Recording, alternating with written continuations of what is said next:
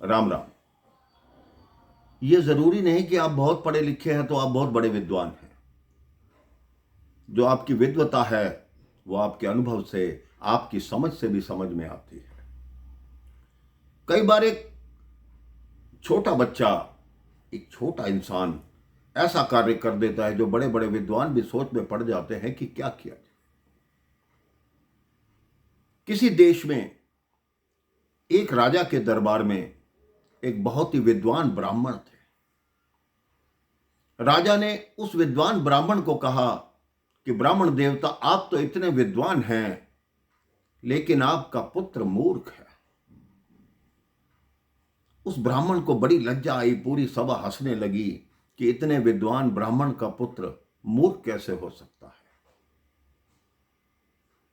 राजा ने कहा, उस आपके पुत्र को यह भी नहीं ज्ञात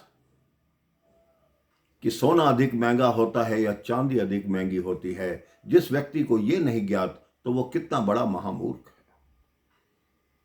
ब्राह्मण लज्जावान मुख लिए हुए उस दरबार से निकला, सीधा अपने घर पहुंचा। बेटे ने जाते ही जल प्रस्तुत किया।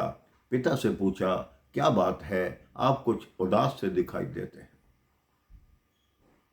ब्राह्मण ने कहा, पुत्र एक बात सुनो, तुम्हें यह ज्ञात है कि चांदी की कीमत ज्यादा होती है या सोने की। उनके पुत्र ने कहा, मुझे अच्छी तरह ज्ञात है कि सोने की कीमत बहुत अधिक होती है, चांदी उससे बहुत सस्ती होती है।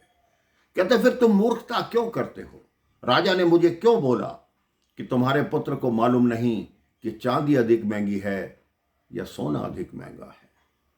उनके पुत्र को हंसी आई और अपने पिता का हाथ पकड़ा, अपने कमरे में ले गया। एक संदूक खोली, उसमें दिखाया लगभग 400 चांदी के सिक्के थे। उसके पिता ने कहा, यह क्या है।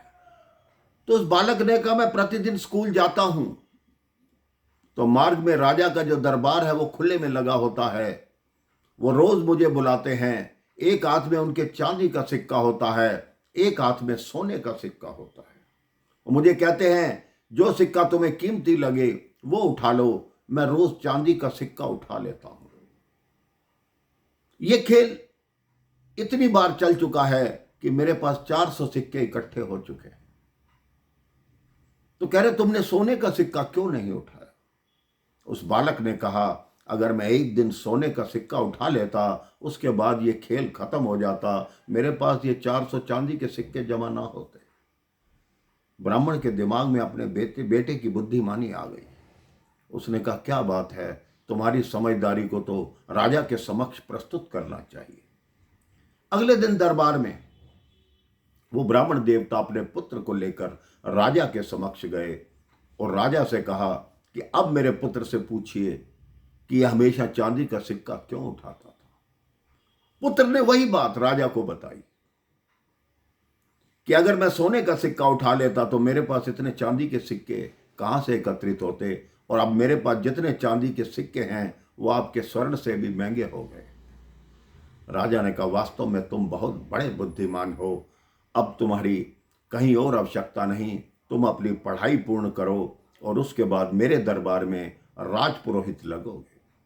ये बात छोटी सी है मेरे भाई बहन, लेकिन हम दुनिया के लालच में पड़कर ये भूल जाते हैं, किसी के साथ धोखा करेंगे, लालच करेंगे तो एक बार करेंगे, लेकिन उस व्यक्ति से अगर धीरे धीरे लेते रहेंगे तो आपको सारी उम्र भी प्राप्त हो सकता है। अपने जीवन में ये नियम बना लीजिए कि कभी भी किसी के पीठ पर वार नहीं करेंगे, किसी के साथ धोखा नहीं करेंगे, सबके साथ प्यार से रहेंगे और प्रेम से बोलेंगे, राम राम, जय श्री राम।